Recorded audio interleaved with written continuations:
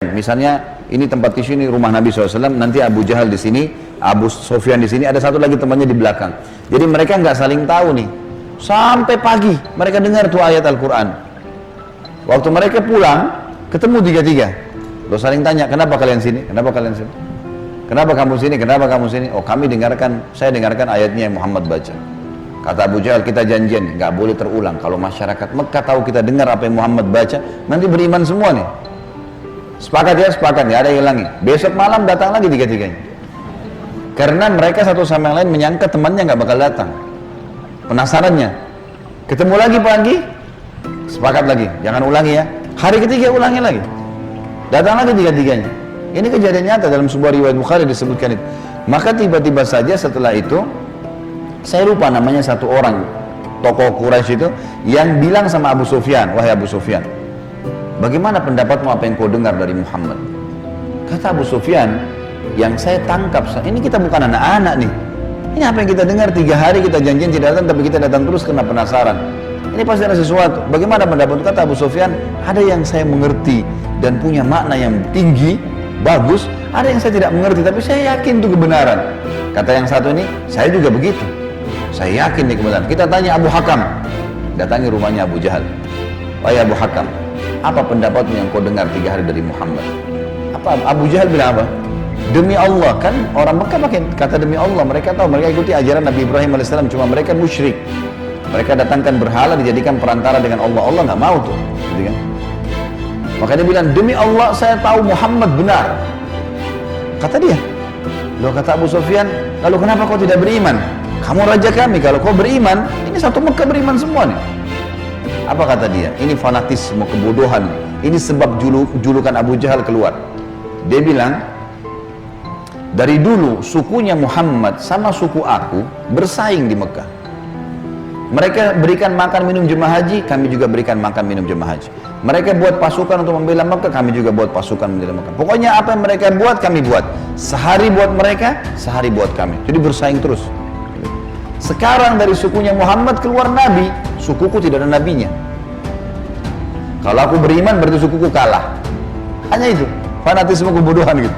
Dia bilang, maka itu saya tidak akan beriman sama Muhammad. Gara-gara perkataan dia itu, Abu Sufyan dan ini juga ikut-ikutan nih. Satu Mekah semua nggak mau. Tentu Abu Sufyan nanti akhirnya masuk Islam setelah masuk kota Mekah ya. Tapi pada saat itu tidak mau juga. Baiklah. Ini sebab julukan keluar Abu Jahal. Lewat nih Abu Jahal. Lalu dia lihat Nabi SAW lagi merenungi, kayak ada sesuatu lagi difikirin. Dia bilang, wahai Muhammad, kalau bahasa kita ginilah, bahasa sederhana riwayat itu, kenapa kau melongo-longo seperti itu? Kamu kayak orang bingung, ada apa? Nabi SAW dengan polosnya ceritain, semalam, dan ini yang diceritain kepada Abu Jahal. Ini yang paling benci sama Islam. Kata Nabi SAW, semalam datang kepada saya malaikat bernama Jibril. Jibril datang membawa borak. Borak itu kuda bersayap. Ini kuda bersayap sampai hari kiamat tidak ada nih kalau di kehidupan kita. Zaman itu, sekarang saja orang tidak percaya kalau ada kuda bersayap gitu kan. Apalagi zaman kuda bersayap, terbang. Saya naik di atasnya terbang. Dimanapun matanya lihat sebuah tempat, kakinya sudah di sana. Lalu saya tiba di Palestina. Turun di Masjid Aqsa, saya sholat. Saya imami para nabi-nabi. Nabi-nabi ini 120.000 orang. Bagaimana bisa? Allahu a'lam. Nabi sampaikan, saya imam. Lalu kemudian saya naik di atas burak, saya mi'raj ke langit. Di langit pertama ketemu dengan Adam, langit kedua ketemu dengan Nabi yang bersaudara sepupu, Isa dan Yahya. Langit ketiga ketemu dengan Idris, langit keempat ketemu dengan Yusuf, langit kelima ketemu dengan Harun, keenam Musa, ketujuh Ibrahim alaihissalam. Tentu kisah Isra Mi'raj panjang ya, karena perjalanan antara Mekah ke Palestina itu selama perjalanan Nabi SAW diperlihatkan tentang jenis-jenis azab kubur. Saya nggak ceritain di sini. Yang jelas Nabi SAW ceritain semua tuh, apapun yang terjadi. Saya ringkaskan saja. Kemudian waktu Mi'raj ke langit, Nabi SAW ketemu dengan Nabi-Nabi lalu ngobrol. Sempat ngobrol sama Adam, ngobrol sama Yahya dan Isa, ngobrol sama Yusuf, sama Idris, sama Harun, sama Musa, sama Ibrahim AS. Tapi yang masyhur riwayat adalah Nabi SAW banyak berbicara dengan Musa. Pada saat menerima waktu 50 waktu sholat, beliau turun di langit ke-7, Ibrahim tidak ngomong, langit ke-6 Musa tahan. Lalu bertanya, berapa yang diperintahkan umatmu hai Muhammad? Berapa yang Allah perintahkan? Kata Nabi SAW, 50 waktu sholat. Minta keringanan, umatmu tidak bisa. Lalu kemudian Nabi SAW kembali minta diringankan 5, jadi sisa 45. Ditahan lagi sama Musa. Musa berkata, berapa hai Muhammad? Kata Nabi SAW 45. Masih berat, minta ringankan. Terus saja Musa AS menahan Nabi SAW 5 sampai sisa 5 nih, yang kayak kita kerjain sekarang. Itu pun Musa masih bilang minta keringanan. Bayangkan Bapak Ibu sekarang kalau 50 waktu sholat per 15 menit azan, siap nggak? Ini aja 5 waktu sholat sudah ngos-ngosan gitu. Safnya kadang-kadang sholatnya cuma imam sama muazzinnya saja gitu. Yang jelas Nabi Musa AS seperti itulah kisahnya sampai sisa 5. Lalu Nabi SAW mengatakan, saya sudah malu dengan Tuhanku, bolak-balik terus gitu kan. Maka terdengar suara dari langit, Allah berfirman, hai Muhammad, dia 5 waktu sholat tapi pahalanya 50 waktu sholat. Karena setiap umat Muhammad SAW kalau berbuat satu kebaikan dilipat gandakan 10 kali lipat. Ringkas cerita adalah Nabi SAW mengatakan, saya balik ke Mekah, saya balik ke Palestina, lalu balik ke Mekah.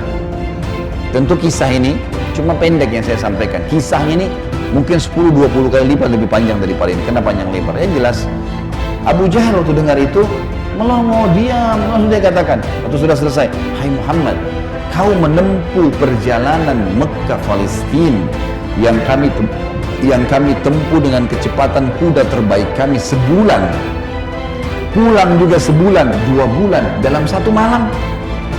Kata Nabi SAW dengan penuh keyakinan, iya. Abu Jahal dengan semangat mengatakan, hai Muhammad, kau mau ceritain enggak ke orang Mekah kalau saya kumpulin mereka? Kata Nabi SAW, iya. Nah, emang mesti diceritain kan? Bagi Abu Jahal ini gila nih, nggak masuk di akal udah. Kuda terbang, bersayap, pergi ke Palestina perjalanan sebulan. Sama kalau kita sekarang di masjid ini ada yang bilang, tadi Bapak Ibu sekalian saya jam 8 pagi take off dari Jakarta ke Jeddah, sekarang sudah tiba lagi dari Jeddah. Percaya nggak kira-kira? 9 jam pergi, 9 jam pulang. Ada pesawat loh ya. Bagaimana zaman dulu? Sebulan pergi, 9 bulan, 1 malam, bayangkan. Dan ini juga sebuah pelajaran Bapak Ibu sekalian, tidak gampang menjadi sahabat Nabi. Bapak Ibu harus bersyukur, saya sangat bersyukur kita lahir sekarang. Betul sahabat punya fadilah, tapi kalau kita hidup zaman dulu kita bisa seperti Abu Jahal. Susah jadi seperti Abu Bakar tuh, nggak gampang. Ada orang di kampung padang pasir buta huruf ngaku Nabi. Coba, beriman nggak kira-kira? Kita sekarang sudah lahir, orang tua kita sudah muslim, Quran sudah lengkap, masjid banyak, banyak dai-dai bisa nyampein dalam bahasa kita.